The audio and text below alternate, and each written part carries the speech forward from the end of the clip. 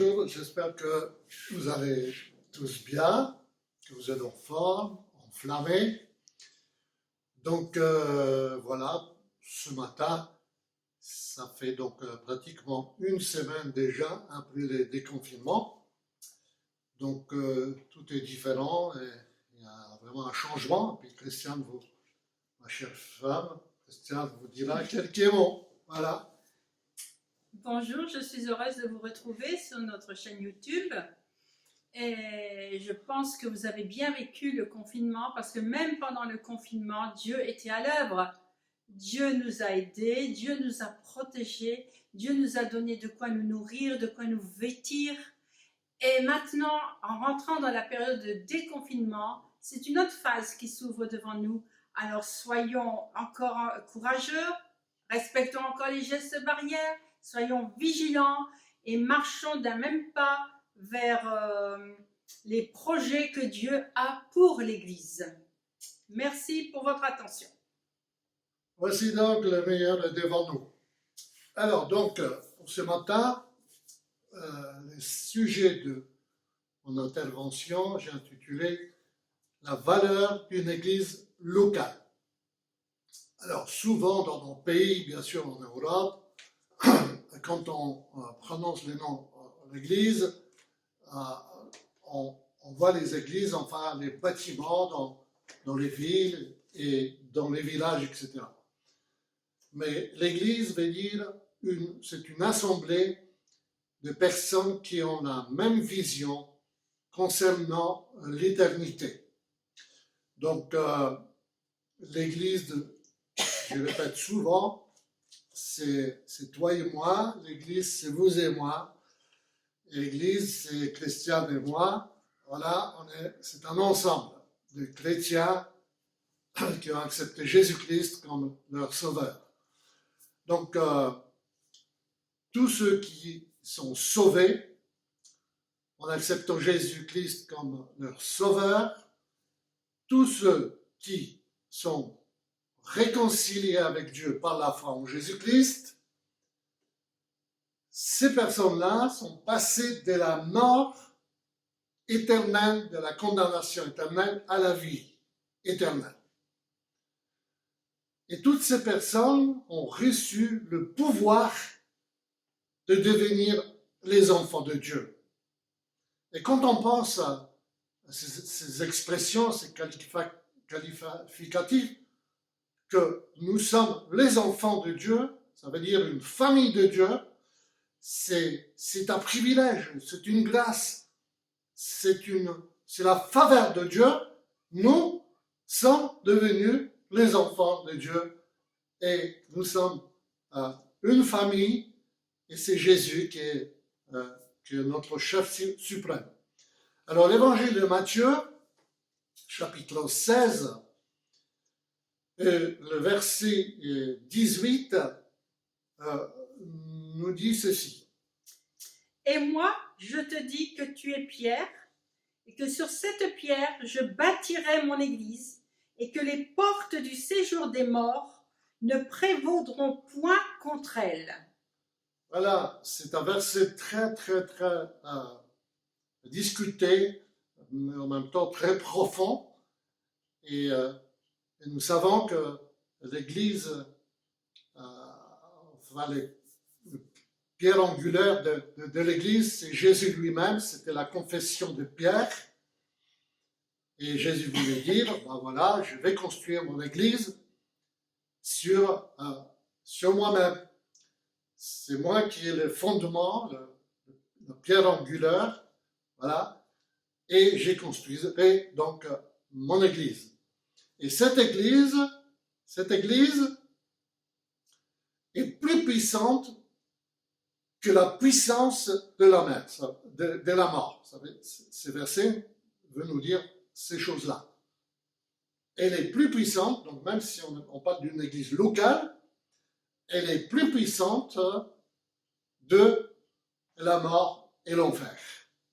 Quand je parle de la mort éternelle, sans Dieu. Et la puissance de la mort spirituelle, de la mort spirituelle n'a aucun pouvoir sur nous, puisque nous sommes en Jésus-Christ, sauvés par Jésus, et il nous a donné le pouvoir de devenir ses enfants. Donc voilà, le pouvoir sur nous est complètement détruit par la puissance de Jésus. Alors, à Corinthiens, l'apôtre Paul nous annonce, nous parle aussi vraiment en profondeur en ce qui concerne donc l'Église de Dieu.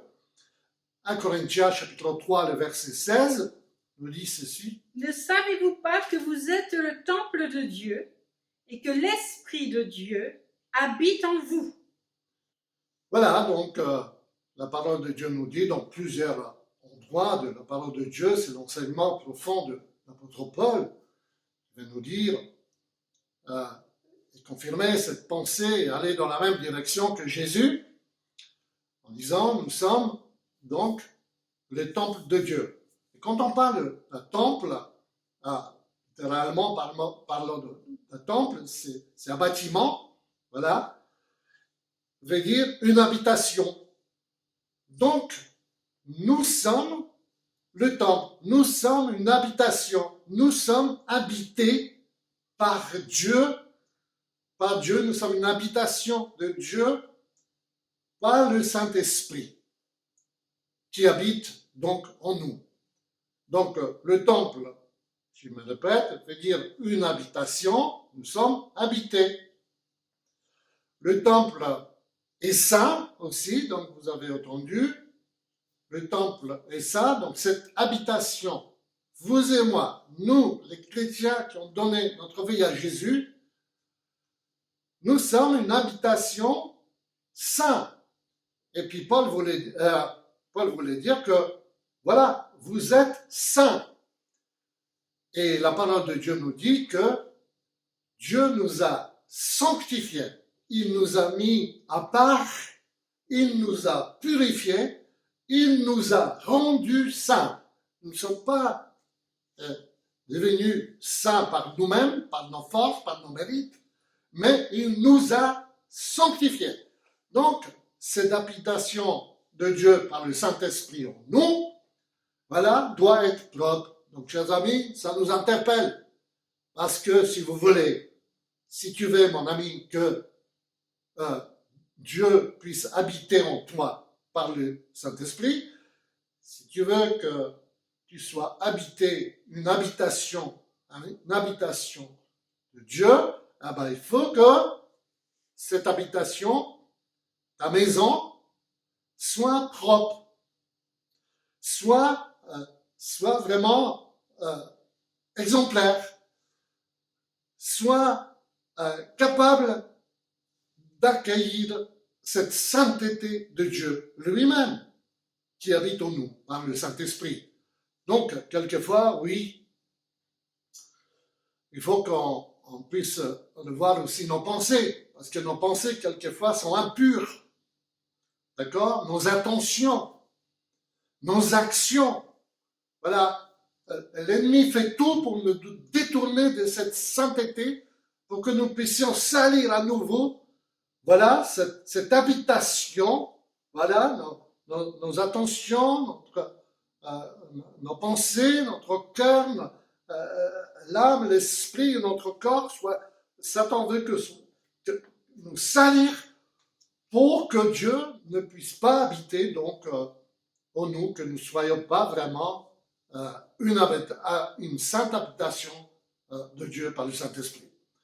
Donc, la parole de Dieu nous dit aussi que soyons saints comme Dieu est saint. Dieu est une sainteté. Si on peut se rendre compte ce matin que, regardez, que Dieu lui-même